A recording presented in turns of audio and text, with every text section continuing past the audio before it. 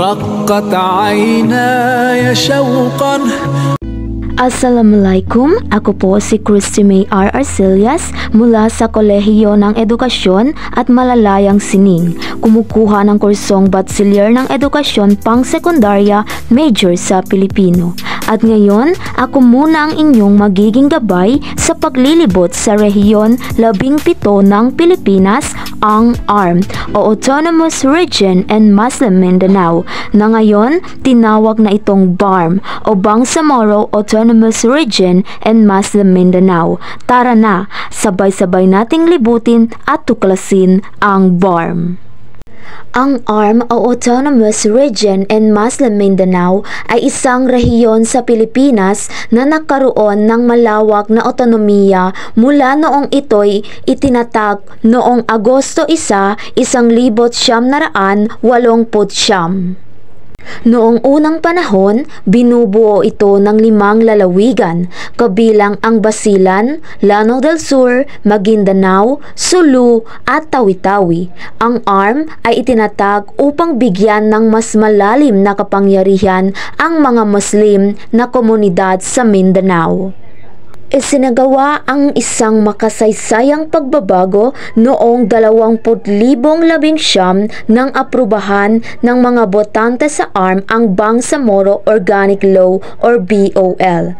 Ito ay nagdulot ng pag-amyenda sa kasalukuyang Autonomous Region at pinalitan ito ng Bangsamoro Autonomous Region in Muslim Mindanao or BARM na mas masusing binigyan ng otonomiya. Sa ilalim ng BARM, inaasahan na magkakaroon pa ng mas malalim na kasarinlan ang mga Muslim na komunidad sa Mindanao. Ang BARM ay matatagpuan sa timog-kanlurang bahagi ng Pilipinas sa isla ng Mindanao. Ito ay binubuo ng mga pulo at malalaking bahagi ng Mindanao, pati na rin ang ilang kalapit lalawigan. Ito ay may magkakaibang topografiya, kabilang ang mga bundok, kagubatan at mga baybayin. Karaniwang may tropikal na klima ang rehiyong ito na may 2 panahon, tag-init at tag-ulan. Mainit at maalinsangan ang klima sa maraming bahagi nito. Ang populasyon ng BARM ay binubuo ng mga iba't ibang etnikong grupo, kabilang ang mga Maranao, Maguindanaon, Tausug, Yakan at iba pa. Ito rin ay tahanan ng mga Muslim na komunidad at ang Islam ay pangunahing relihiyon sa rehiyon na ito. Unahing wika sa BARM ay mga wika ng mga Muslim na grupo tulad ng Maguindanao, Maranao, Tausug at Yakan. Ngunit ang Filipino at Ingles ay mga opisyal na wika sa rehiyon. Narito ang ilan sa mga pangunahing sektor ng kabuhayan na pinagkukunan sa BARM. Una, agrikultura. Ito ay isa sa mga pangunahing pinagkukunan ng kabuhayan sa BARM. Ang rehiyon ay may malawak na lupain at magandang klima para sa pagsasaka. Pangalawa, pangingisda. Dahil sa malapit sa dagat ang maraming lugar sa BARM, ang pangingisda ay isang mahalagang pinagkukunan ng kabuhayan. Pangatlo, halal industry. Dahil sa karamihan ng mga residente sa BARM ay Muslim, mayroong lumalagong industriya ng mga produkto na may sertipikasyon ng halal o naaayon sa mga relihiyosong alituntunin ng Islam. Kasama rito ang halal na pagkain, kagamitan at iba pang kalakal. Pang-apat, kalakalang panlabas. Ang rehiyon ay may mga malalapit na koneksyon sa mga kalapit lalawigan at bansa tulad ng Malaysia. Ito ay nagbibigay daan para sa kalakalang panlabas tulad ng importasyon at eksportasyon ng mga kalakal at produkto. Panglima, remittances.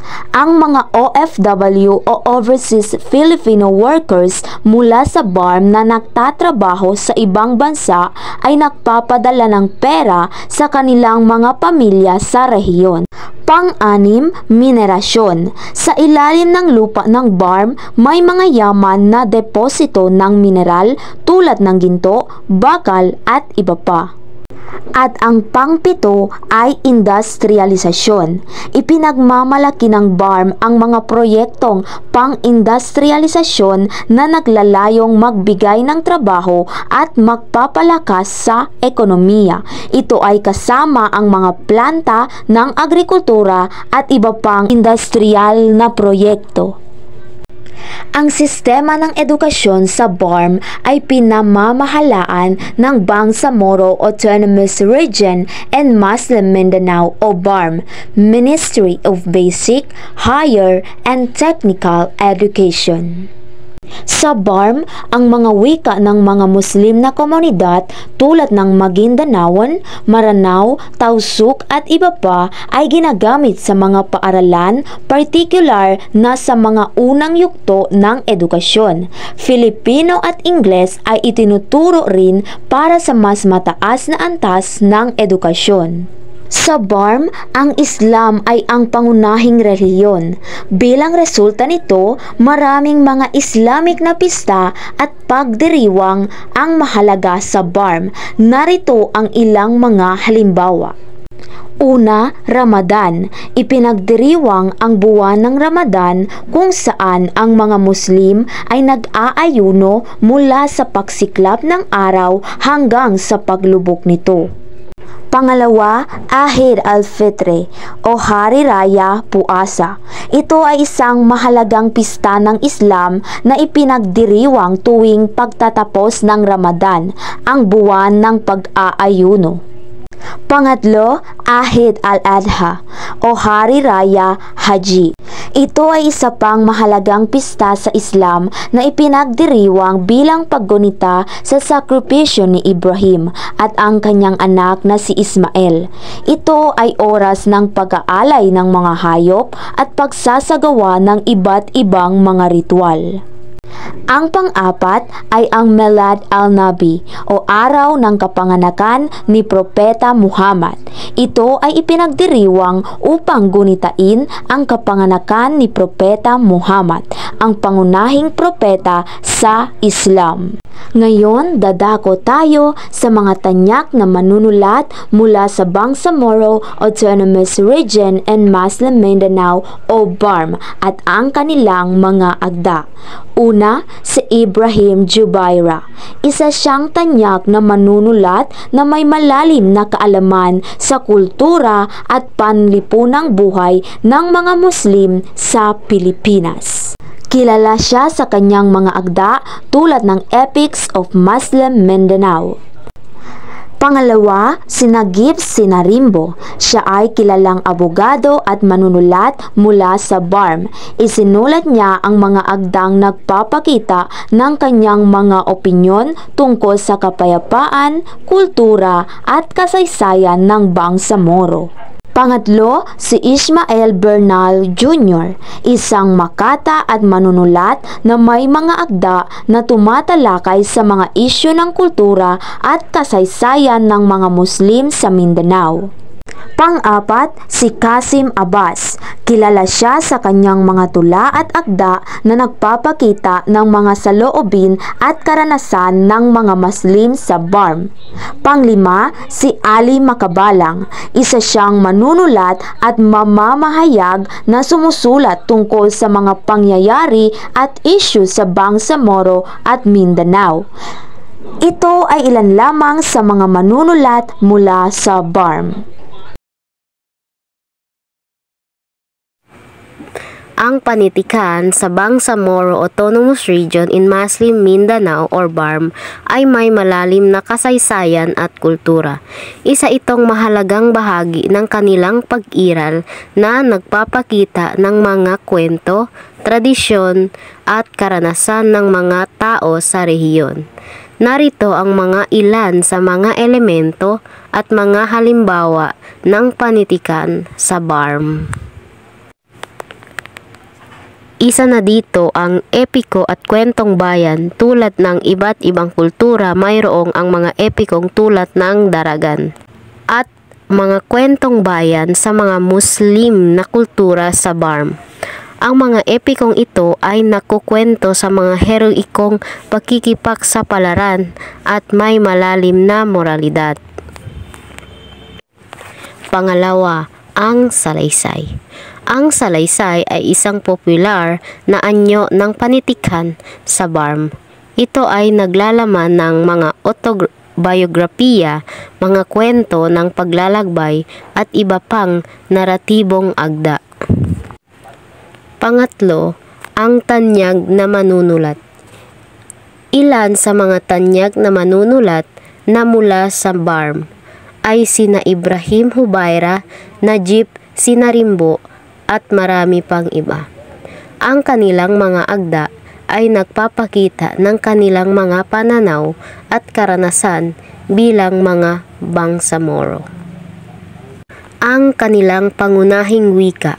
Ang pangunahing wika sa BARM ay ang Magindanaon, ngunit may iba't ibang wika at dialekto sa rehiyon tulad ng Tausug, Maranao at iba pa. Ang panitikan ay kadalasang isinusulat sa mga pangunahing wika na ito. Panglima, kasaysayan at tradisyon. Maraming agda, pangkasaysayan at pangkultura ang nailalathala sa BARM. Nagpapakita ng mga tradisyonal na karanasan, ritual at mga pangyayari sa kanilang kasaysayan. Ang panitikan sa BARM ay isang mahalagang bahagi ng kanilang kultura at pagkakakilanlan. Ito'y nagpapakita ng kanilang pagtuturing sa rehiyon, kultura at kasaysayan at nagpapahayag ng mga halaga at pagkakaugma sa kanilang komunidad. Ngayon, dadako tayo sa Lanao del Sur, isang probinsya sa Pilipinas na makakaranas ka ng mga magagandang karanasan at makikita ang mga sumusunod. Una, ang Lake Lanao ay ang pangalawang pinakamalaking lawa sa Pilipinas at isa itong mahalagang bahagi ng buhay at kultura ng mga Muslim na naninirahan sa rehiyon. Pwede kang maglakad-lakad sa mga malalapit na paligid nito at masilayan ang kanyang kahanga-hangang tanawin. Ang Marawi City, ang kapitolyo ng Lanao del Sur, ay may makulay na kasaysayan at kultura. Masjid di Maukom, isa ito sa mga garang moske sa Pilipinas na kilala rin bilang Pink Mosque dahil sa kulay ng kanyang bubong. Lanao del Sur Provincial Capitol. Ang Provincial Capitol Building ay isa sa mga iconic na gusali sa Marawi City at ito ay may magandang arkitektura. Ang Lanao del Sur ay may malalim na kasaysayan at kultura. Pwede mong masilayan ang mga tradisyon at gawi ng mga Maranao. Pagdating naman sa pagkain, pwede mong subukan ang mga lokal na pagkain tulad ng palapa, isang uri ng maanghang na sausawan, at ang lutong isda mula sa Lake Lanao. Ang probinsya ay puno ng natural na kagandahan kabilang ang mga burol, kagubatan at mga tanawin. Patuloy na tuklasin ang mga kahanga-hangang aspeto ng Lanao del Sur habang ine-enjoy ang inyong paglalakbay. Ngayon, lagbayin natin ang lalawigan ng Basilan, isang pulo sa Pilipinas na magkakaranas ng mga magagandang karanasan at makikita ang mga sumusunod. Una, Malasiki Beach. Ito ay isa sa mga magagandang beach sa Basilan na pwedeng pasyalan para sa swimming, picnic at relaxation. Lamitan City. Ang Lamitan City ay ang isa sa mga lungsod sa Basilan na pwede kang maglakad-lakad sa mga lugar na ito at makita ang lokal na kultura. Makikita mo ang mga makasaysayang puok tulad ng mga sinaunang simbahan at marker na nagpapakita ng kasaysayan ng pulo. Paggawa ng yakan weaving. Ang mga yakan ay isang katutubong tribo sa Basilan na kilala sa kanilang mahusay na paghahabi. Isabela City, ang kabisera ng Basilan. Ang Isabela City ay pangalawang pinakamalaking lungsod sa Basilan at sentro ng kalakalan at komersyo sa pulo. Pagdating sa pagkain, subukan ang mga lokal na pagkain tulad ng kuratsa, isang uri ng alimango at mga lutong isda. Basilan Peace Process Monument. Ang monumento na ito ay sumisimbolo sa mga pagsisikap para sa kapayapaan sa Basilan.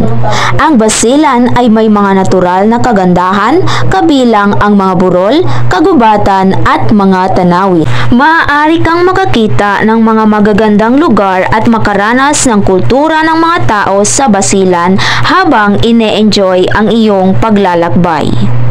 At ngayon, dadako tayo sa lalawigan ng Tawi-Tawi at ang kabisera ng Tawi-Tawi ay ang Bungao. Ang Tawi-Tawi ay isa ring probinsya sa Pilipinas na makakaranas ka ng magagandang karanasan at makikita ang mga sumusunod. Una, magandang mga beach. Tulad ng ibang bahagi ng Mindanao, may mga magagandang mga beach sa Tawi-Tawi, kabilang ang mga islas ng Sanga-Sanga, Bungao at iba pa. Ang Tawi-Tawi ay tanyag sa kanyang kagandahan sa ilalim ng karagatan. Pwede kang mag-snorkeling at diving upang makita ang makulay na koral, mga isda at iba pang marine life. Makakakita ka ng mga marker at pook na may kaugnayan sa kasaysayan ng Tawi-Tawi, kabilang ang mga sinaunang bantayog at simbahan. Ang mga isla ng Tawi-Tawi ay may mga lugar para sa bird watching dahil sa malawak nitong kagubatan at mga ibon na endemiko.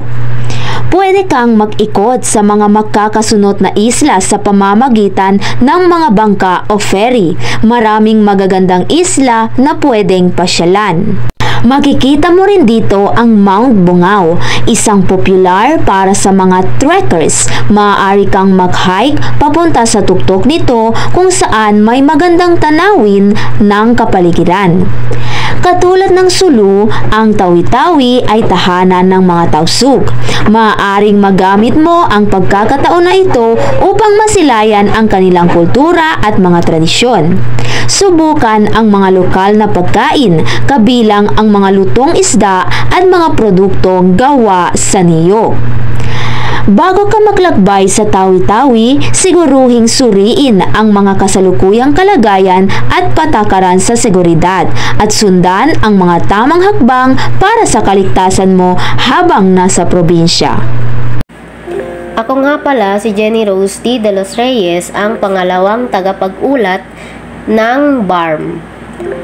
Ang kabisera ng Maguindanao ay Cotabato City. Ito ay matatagpuan sa rehiyon ng Autonomous Region in Masli, Mindanao or ARM ng Pilipinas. Cotabato City ay isang mahalagang lungsod sa Mindanao at mayroong makulay na kasaysayan at kultura. Makakarating ka sa Cotabato City mula sa iba't ibang bahagi ng Pilipinas sa pamamagitan ng eroplano o pampasaherong bus. Sa lungsod na ito, makikita mo ang iba't ibang aspeto ng kultura ng Maguindanao at iba pang tribo ng Mindanao. Ang Maguindanao ay isang lalawigan sa Pilipinas na matatagpuan sa rehiyon ng Bangsamoro sa Mindanao. Ang Maguindanao ay kilala sa kanilang agrikultura, partikular na ang pagtatanim ng palay, saging at iba't ibang prutas. May mga puok sa lalawigan na nagproproduce ng iba't ibang klase ng halaman at prutas. Ang pangangalakal ng kalakal at pagnenegosyo ay mahalaga rin sa Maguindanao. Ilan sa mga produkto na kanilang ibinebenta ay ang mga hand-woven cloth, metal craft, at mga produktong pang-agrikultura. Ang Maguindanao ay may sariling festival na tinatawag na Kalimudan Festival. Ito ay ginaganap tuwing Nobyembre bilang pagdiriwang ng kalakalan, agrikultura at kultura ng lalawigan. Sa festival na ito, makakakita ka ng mga makukulay na street parade, cultural presentation at iba't ibang kompetisyon. Sheriff Festival, isang pagdiriwang na ginaganap tuwing Pebrero na nagpapakita ng mga tradisyon ng mga Muslim sa Maguindanao. Kasama dito ang mga kompetisyon sa sayaw, kantahan at iba't ibang paliksahan. Lipa-Lipa Festival, isang pagdiriwang ng mga taga-Tawi-Tawi na matatagpuan malapit sa Maguindanao. Ito ay isinasagawa tuwing Pebrero at nagtatampok ng mga parada sa mga makukulay na bangka. Ilan lamang sa mga festival sa Maguindanao, ang mga pista at pagdidiriwang na ito ay nagbibigay daan para sa mga tao sa lalawigan na ipakita ang kanilang kultura at tradisyon. Pati na rin ang pagpapakita ng kanilang pagkakaukma sa kabila ng kanilang mga pagsubok. Kilala rin ang Maguindanao sa kanilang masasarap na pagkain, lalo na ang mga Muslim sa pagkaing Moro. Isa sa mga sikat na pagkain ay ang biryani, isang uri ng kanin na may halong mga pampalasa at karne. Mayroon din silang pastil, isang simpleng pagkain na kanin at manok o isda na may kasamang sahog. Tiula itum, ito ay isang popular na pagkain sa Maguindanao na kilala sa kanilang itim na sabaw. Ginagamitan ito ng asim, alkiran or carbon at iba't ibang mga sangkap na pampalasa. Palapa, isang maanghang na sahog na gawa mula sa sangkap tulad ng sibuyas, luya at siling labuyo. Madalas itong ginagamit bilang pampalasa sa mga pagkain. Lemang, isa itong uri ng malakit na kanin na kinalalagyan sa loob ng halamang saging at iniluluto ito sa kawayan o sa taas ng mga uling. Piaparan, isa pang sikat na putay sa Maguindanao na karaniwang niluluto gamit ang manok, karne o isda. Ito ay may malapot na sabaw at malasa dahil sa mga pampalasa. Tinagtag, isang uri ng matamis na kakanin na gawa mula sa malakit na kanin, asukal at gata ng niyog. Ang kabisera ng Sulu ay Jolo. Ito ang pangunahing lungsod at sentro ng pamahalaan ng Sulu Province sa Pilipinas. Matatagpuan ito sa pulo ng Jolo na isa sa mga pangunahing pulo ng Sulu Archipelago. Ang Jolo ay kilala sa kanyang kultura at kasaysayan at ito rin ang tahanan ng mga Tausug, ang pangunahing pangkat etniko sa rehiyon. Ang Sulu ay isang lalawigan matatagpuan sa Pilipinas, partikular sa Autonomous Region in Muslim Mindanao. Ang mga tao sa Sulu ay pangunahing mga Muslim na ang kanilang pangunahing hanapbuhay ay pangingisda, pagsasaka at paggawa ng mga tradisyon na produkto tulad ng yakan cloth at barong. Ilan sa mga petsa ng selebrasyon sa Sulu ay ang Sama-Sama Festival at Lumbayag Festival, kung saan pinagdidiriwang ang kanilang kultura at kasaysayan. Ang mga festival nito ay nagpapakita ng mga sayaw, kantahan at iba't ibang mga paliksahan. Sama Bajau Festival. Ito ay isang pista na nagpapakita ng kultura at tradisyon sa mga Sama Bajau, isang etnikong grupo sa Sulu. Nagaganap ito tuwing Abril at nagpapakita ng kanilang sayaw, kantahan at pag-aalay ng kanilang mga produkto. Lupa Sug Bangsamoro Film Festival. Isang tausug film festival na nagpapakita ng mga pelikulang likha ng mga filmmaker mula sa Sulu at iba pang mga lugar sa Bangsamoro Autonomous Region in Muslim Mindanao or BARM. Sulu Foundation Day. Ito ay ipinagdiriwang tuwing Setyembre 24 bilang paggunita sa pagkakatatag ng lalawigan ng Sulu. Karaniwang may mga parade, cultural presentations at iba't ibang aktibidad sa mga araw na ito. Araw ng Hulo. Tuwing Agosto 28, ang lungsod ng Jolo ay nagdiriwang ng Araw ng Jolo bilang paggunita sa kanilang kasaysayan at kultura. Kasama sa mga aktibidad ang parada, sayaw at iba't ibang paligsahan. Sulu Tausug Music and Art Festival.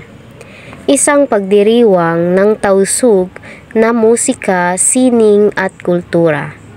Naglalayon itong itaguyod ang mga lokal na talento sa sining at musika mula sa Sulu.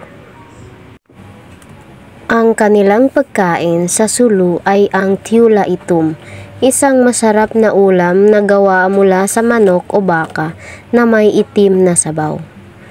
Isa itong makulay at masarap na pagkain na malapit sa puso ng mga taga-Sulu. Ang tradisyon sa Sulu, isang probinsya sa Pilipinas, ay may mga elemento mula sa kultura ng Tausug at iba't ibang etnikong grupo sa rehiyon. Isa na dito ang pangkasalang Tausug. Ang kasalang Tausug ay may mga tradisyonal na seremonya tulad ng pagtatali ng kamay, ng magkasintahan at pag-awit ng mga tausug na kanta. Isa itong mahalagang bahagi ng kultura sa Sulu. Pangalawa, ang pagdiriwang ng Ahit al-Fatir bilang isang predominanteng Muslim na lugar. Ipinagdiriwang sa Sulu ang Eid al-Fatir, ang pagtatapos ng Ramadan. Sa araw na ito, nag-aalay ang mga Muslim ng salamat sa Allah at nagbibigay ng donasyon sa mga nangangailangan. Pangatlo, paglilibing. Ang mga libingan sa Sulu ay may sariling tradisyon. Karaniwang ginagamit ang mga mausoleo at mga makukulay na istruktura sa mga libingan.